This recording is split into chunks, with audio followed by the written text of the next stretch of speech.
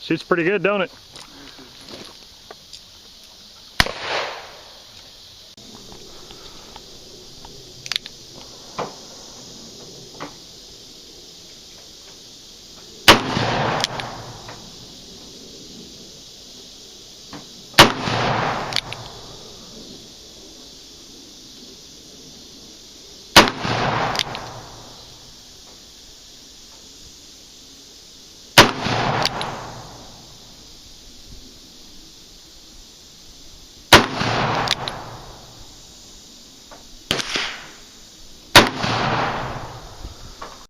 I don't even know what the hell you hit. You got it! Yeah!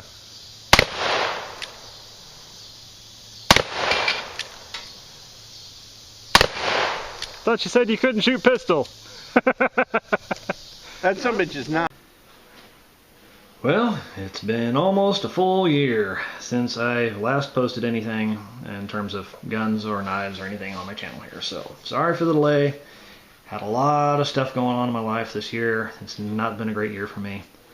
But things are starting to level off and everything, and I'm back at it. So, let's get to it. Today we are looking at the Ruger GP100 chambered in .357 Magnum. Also can fire .38 specials. Just a quick safety check. Boop.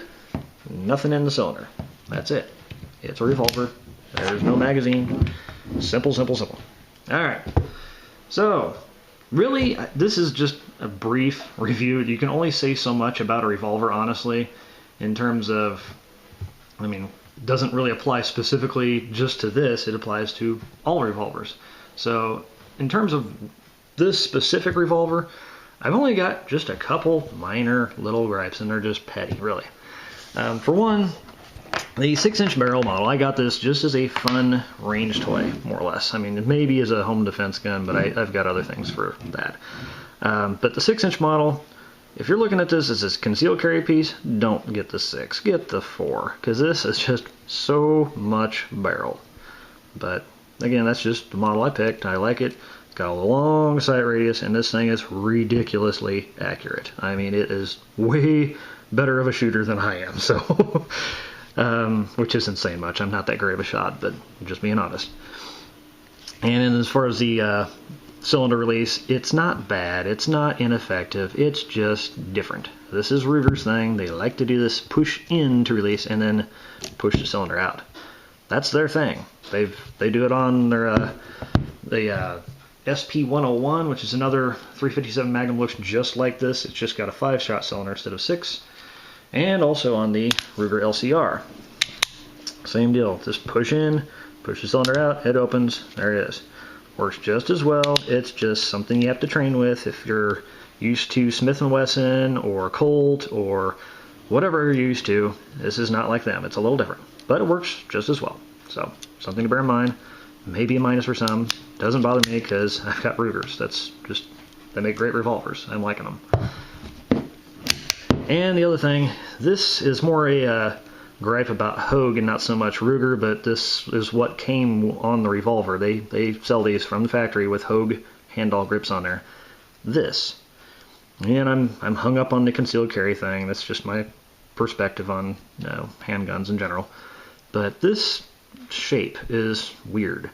It's unnecessary. I mean, see how it sticks out beyond my hand, and I have just average sized hands. What does that do? It does nothing. It's just sticking out there for nothing. They could have just rounded this off like any other revolver manufacturer does. But if you're carrying this as a concealed piece, the grip, as I've always said, is the hardest part to hide. This is just sticking out there like, look at me. It's I don't get it. I don't.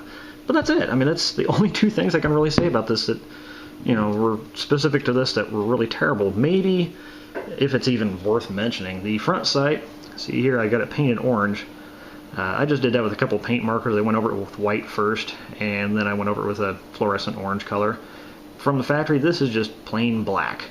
I believe they might have some optional sights. You know, they've got so many different editions of the GP100. There's the Talo edition and, you know, Wiley Clap and all these other ones that they might have different sights. But this is just what this came with.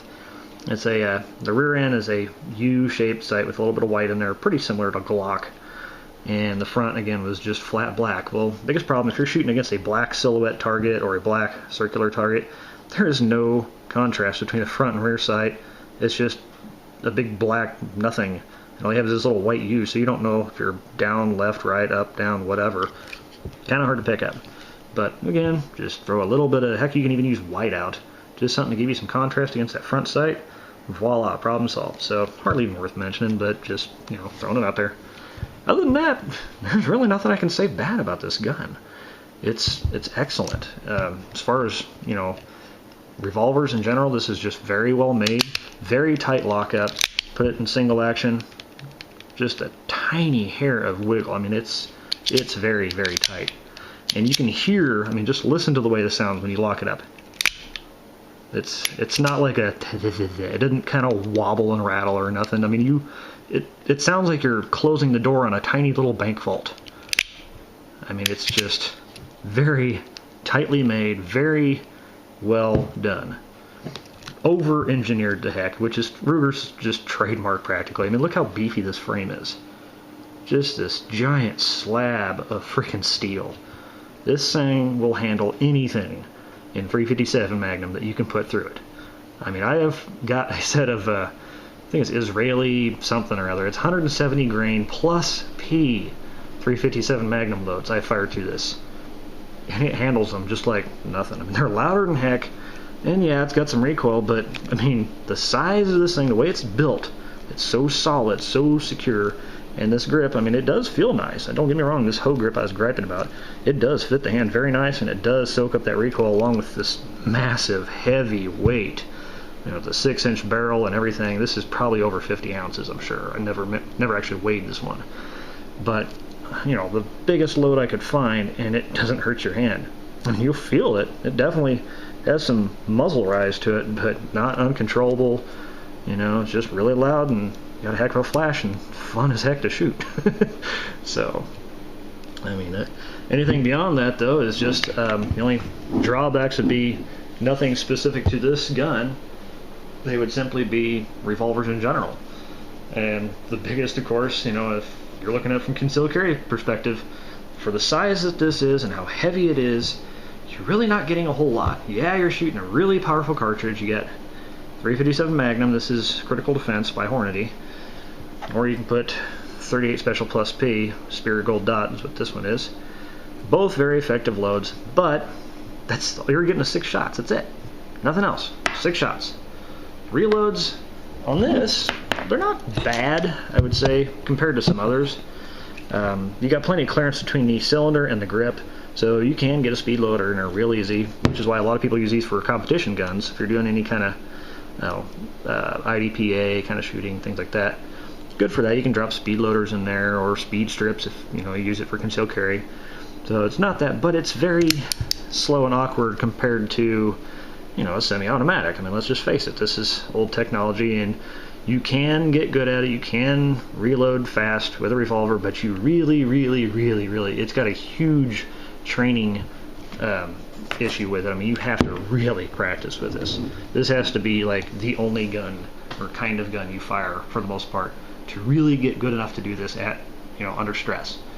Otherwise, you're going to have to carry a backup. This would be a Ruger LCR, also in 357. But the amount of time it would take to even mess with a speed loader on this, you might as well just have this in another pocket or another holster and pull this and either take care of the immediate situation or to get yourself to safety where you can either reload or just get out of the area. But again, 6 shots and then here's only another 5, then you're back to nothing. So either got to really practice or carry a spare. So that, again, that's just the revolvers in general. It's nothing specific to this model. And again, the capacity for what you get, for the size. I mean, just show you a little comparison. Here's a full-size Smith Wesson M&P. This is a 45. This is a 4.5-inch barrel model. This is a big monster for a semi-auto. This is not huge, but it's pretty darn big.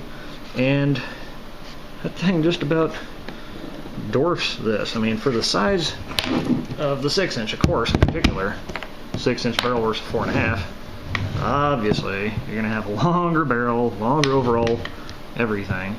grip size is going to be comparable. Well, even that, again, there's that big, huge Hogue grip.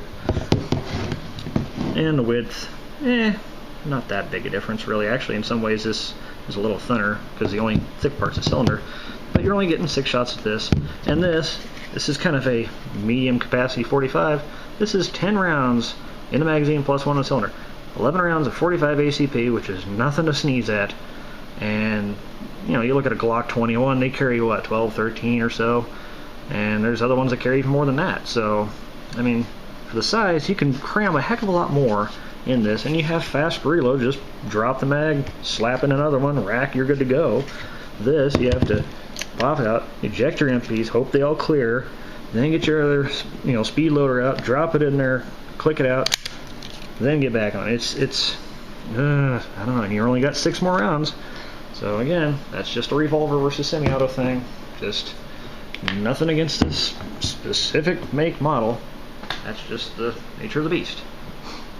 So anyways, I can go on and on about the whole revolver versus semi-auto deal, but as far as this, just basic, simple, to the point is, it's built like a friggin' tank. It's great for as far as accuracy, flawlessly reliable, very simple manual of arms. And if you got a new shooter or somebody that doesn't want to go to the range very often and wants something that they can carry for concealed carry or just have around the house for self-defense, and get like a 4-inch model if you want to carry it. You know, and the weight minimizes recoil. If you shoot 38 special out of this, it's like nothing. It's, I don't want to say like a 22, but it's darn close. And, you know, the quality of the trigger, you know, in single action especially. Double action, it's smooth, but it's not light. But that's just, you know, double action revolvers in general are that way. But it's very smooth. There's no stacking, no binding, no, you know, crunchiness or anything. And the price, this versus, say, Smith Wesson in particular, because they are so proud of their revolvers, you're paying for the name, a lot of that. Those things are like $800 to $1,200 for a decent 357 Magnum. This is less than $600 usually. I got this for about $560. So for the money, very, very good revolver. So, I mean, there's just nothing but good things to say really about it. As far as for what it is, it's a great piece. You can't go wrong with the 357 Ruger, just in general. They're built like tanks, they're built to last, and they work. So, there you go. That's, sorry it's brief or anything, but that's what I got. So, anyways, for what it's worth, it's my 2 cents on that. Thanks for watching.